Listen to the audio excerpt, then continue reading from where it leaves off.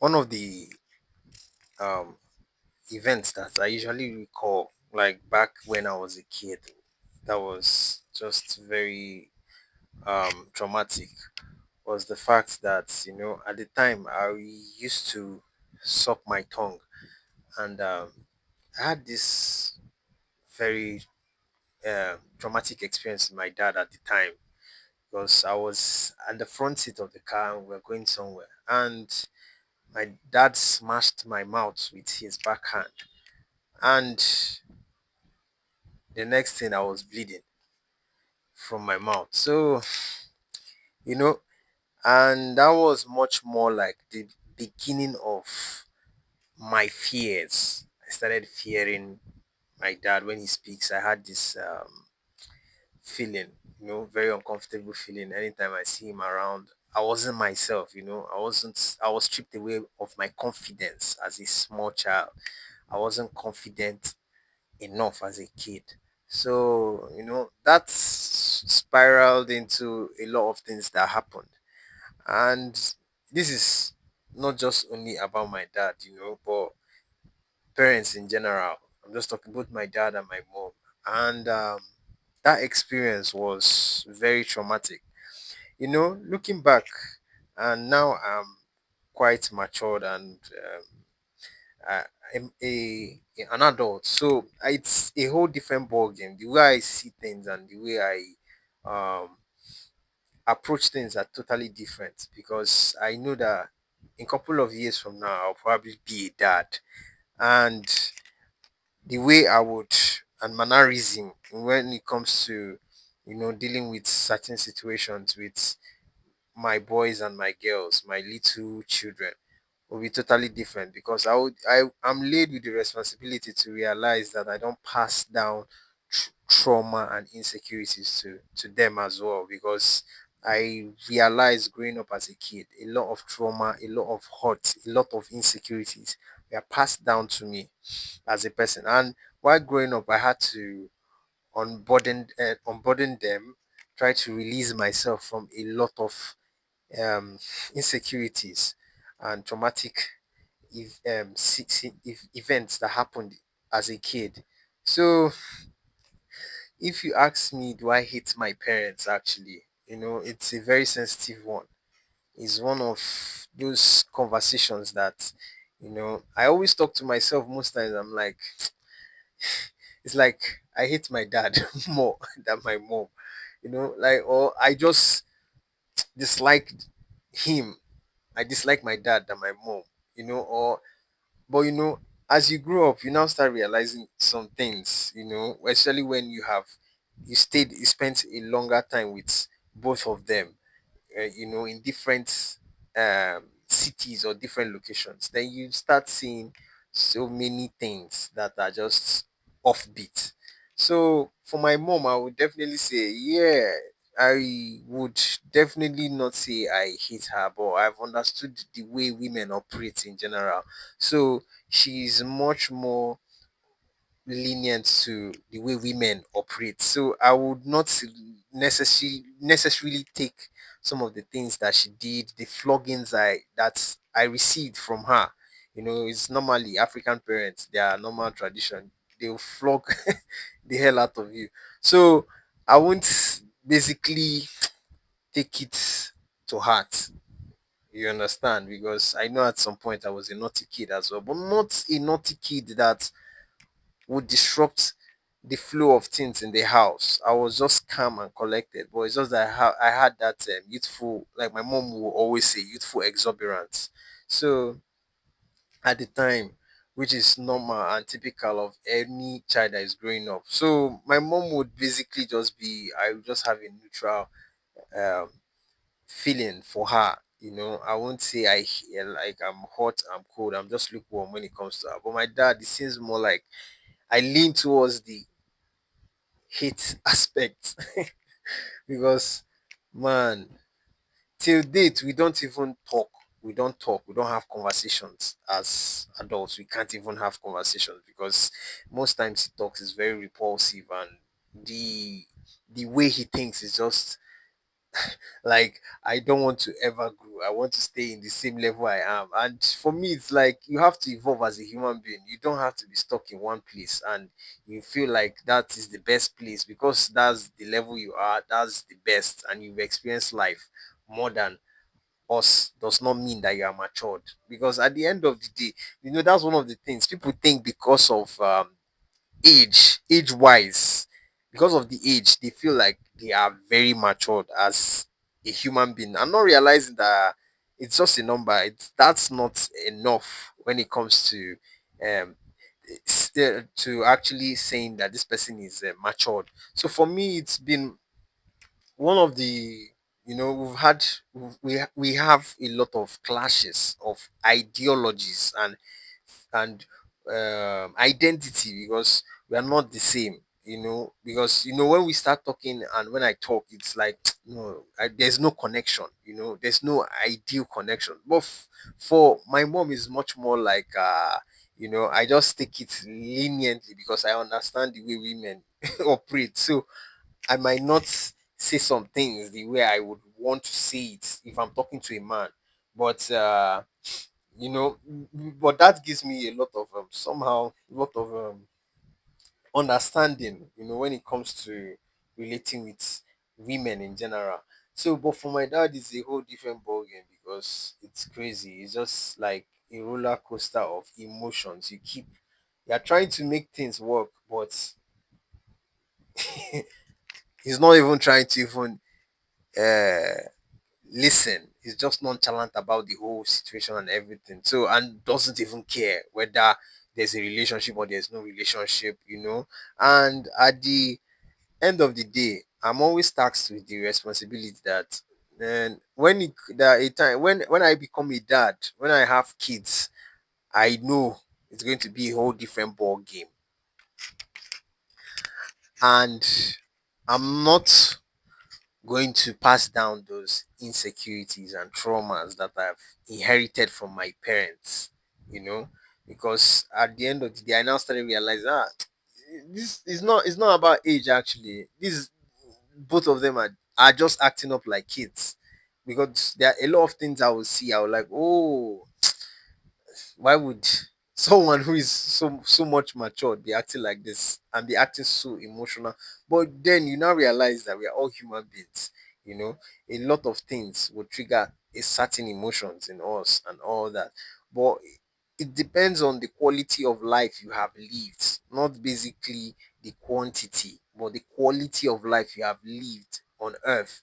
It's really, it determines how much you value relationships, how much you value life in general, and how much you value people around you, you know the quality of life. And for me, it's always been a constant journey to always be evolving and being better. So if you ask me, do I hit my parents, it's a very tricky one. I For both of them, I generally would tell you because I will lean more to I'm a little bit um emotionless. I don't have emotions when it comes to whether I hate or I like them now. Like the emotion is dead. Like I can't tell you I like them. I can't tell you I hate them. But if you now say specifically this one, this person, I would like, oh no, this person treated me bad. This person treated me fairly. You understand? And that's where I will now be like, okay, this person, I just have some level of just there's no there's no joy, there's no happiness when I'm with this person. But this person, there's some level of happiness when I'm with this person. So that's the way I would see it. But if you say hating my parents, I don't think it's like a thing. I don't think I hate them, but it's just that when it comes to the individuality, that's where the difference starts speaking. And and why I can't tell you that I hate them is because I respect the fact that these are two people who came from two different backgrounds and started a family, different ideologies and all that. So I'll give that to them. I'll give them that kudos. That's the empathy side of me trying to just be a little bit understanding. You understand, and the um, differences they have. So I will just use that as an excuse to just grant them bail. So, but for my dad, my dad was God. I don't know. I'm just emotionless when it comes to him. We don't talk, we don't speak on phone. And why I myself on my own part, I'm not trying to even reach out because I'm trying as much as possible to conserve my energy. And not just him, it's both both of them, both my dad and my mom. I don't reach out as much again like before. I know some people will be like, you have to, they're your parents, blah blah blah blah blah blah. But the fact is, anytime I call these people or I call them, there's a different kind of emotion I feel that strips me of my confidence of w- the kind of person I want to be, and most times it leaves this testful test that most times I start regretting that why did I even try to engage with both of them.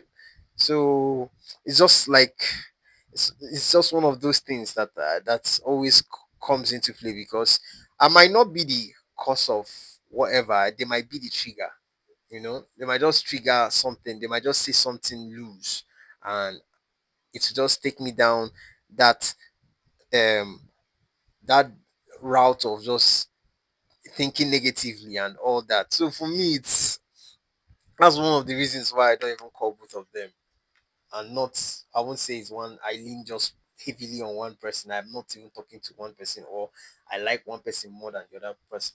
No, it's just one of the things I just discovered that I just have to, my peace of mind first before any other thing comes. I have to be in a sound mind to be able to think well, be successful, make some very good, important moves in my life, since they are not there to guide, they are not there to even coach you or mentor you into things about life, because there are certain things I expect my dad right now at my age to educate me and enlighten me on certain things, but he's not there. He's not, he doesn't even care. I have to go to the streets, I have to go and listen to podcasts, I have to listen to men on the internet, that know a lot of things about life, that have lived quality life. Those are the people I listen to, and at the same time I filter out the things that are not relatable to my situation, and I take the good ones and just use it to become a better version of myself. So so the funniest thing is, now it's now outsiders that are grooming me to become the kind of man I want to be, because the character who is supposed to play that role is unavailable at the moment. So and it's one of those things I've told myself that I would be there, hands-on, when it comes to my kids, like their character development, socially, economically, financially, everything, psychologically, physically. I'll be there to be their backbone, to guide them through the murky waters of life, because life is very strange, and you need a guide, especially when you have someone.